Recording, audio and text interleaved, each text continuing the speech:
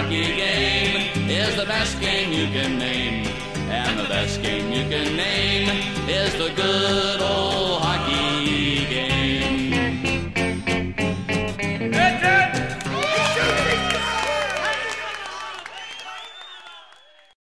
Hello everyone and welcome to another edition of Sunday Morning Manager. A bit belated, a few issues have come up recently, but we're back. Welcome back, my name's Heffy Wiggle. And I'm Seb. And we're going to be talking this week about the biggest news in Leaf Nation recently, the firing of Ron Wilson and the hiring of Randy Carlyle as Leafs head coach. Yeah, file this under the gee, I never saw this coming category. But, you know, as we were discussing earlier this season, Heff, you know, we didn't think that Wilson was going to be fired in season. We figured it was going to happen off season. But the simple fact that Toronto won one game in 11 kind of sealed his fate. You know,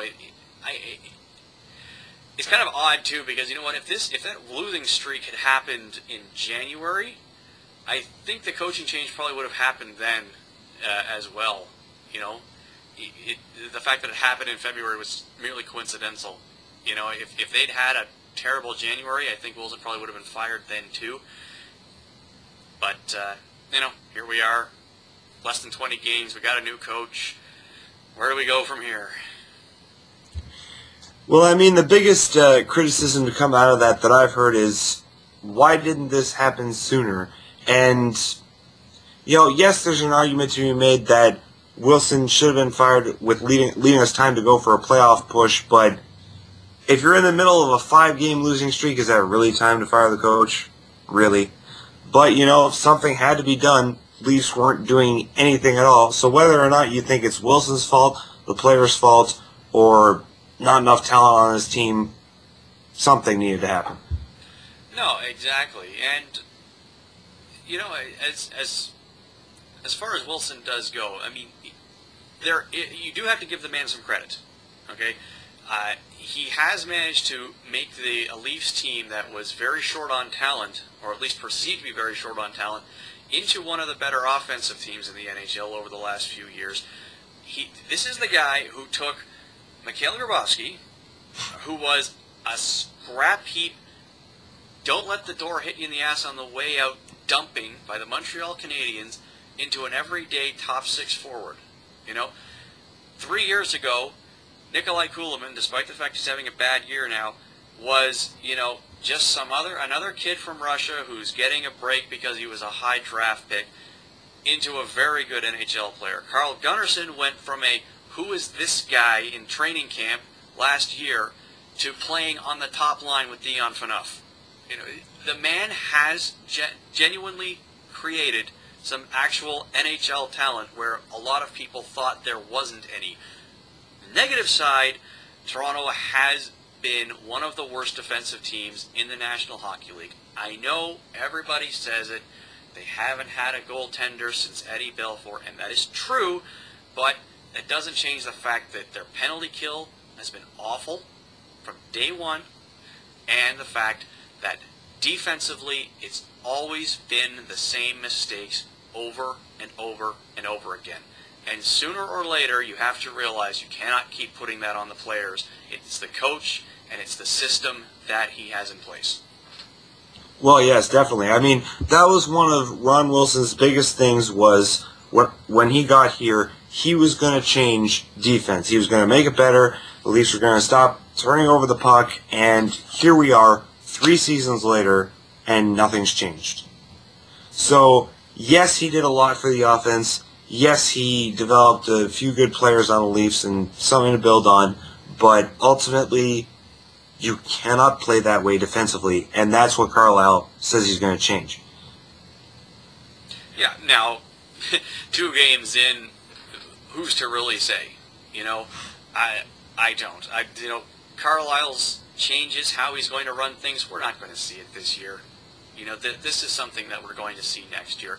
You can't walk in this late in the season and shake things up and actually make it all stick. Now, as we've seen from the Leafs practices that he's been running, There's a heavy focus on skating, a very strong focus on defensive presence, and you can see it in the game last night against Boston.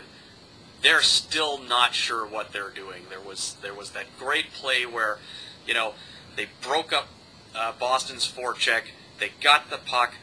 Lupul starts skating up ice. He looks over his shoulder where Phil Kessel usually is, and there's nobody, because Phil's 50 feet back, still in the defensive zone. So there's still that that feeling out process. No one's quite sure what they're doing, and you know what? I don't think they're going to quite know what they're doing with this system even at the end of the season. This kind of remodel is not going to be seen until next year.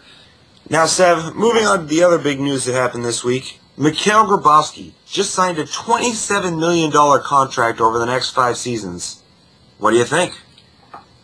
Well, living in Ottawa, as I do, I get to hear the local reporters, beat writers, and assorted hacks talk about this. And one certain person said that it was a bad signing and Toronto is going to be regretting it for years to come.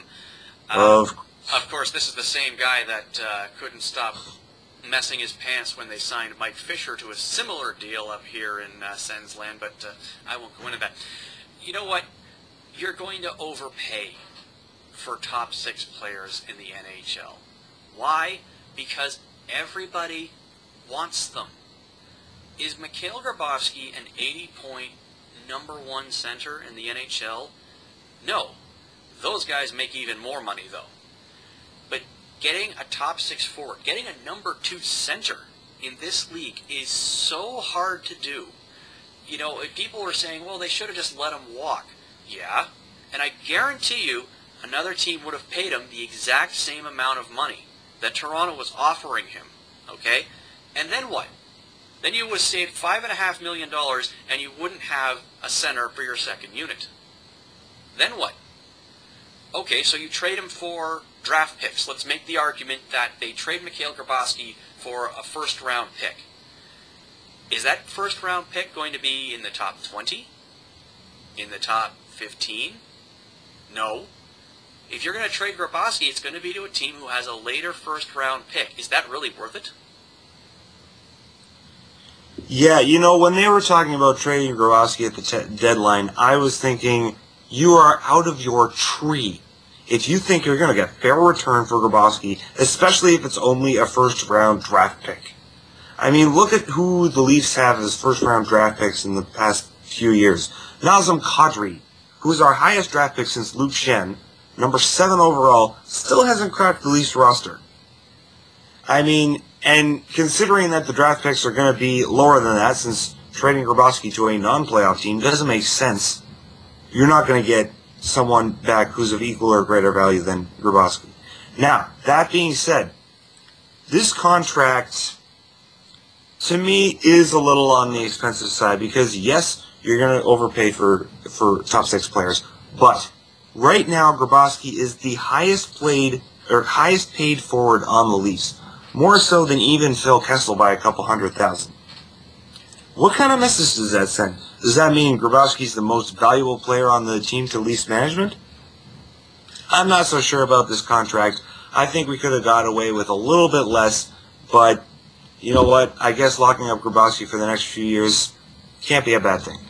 No, and people will point out that yes, he's now getting paid more than Phil Kessel. This is true, but at the same time, we have to remember Phil Kessel is a winger, and Mikhail Grabovski is a center. And where is Toronto weakest? Up the middle. Now they've got guys coming through the pipeline now, and obviously Nazem Kadri and Joe Colbert feature very prominently. But right now, the best center on this team is Mikhail Grabovski.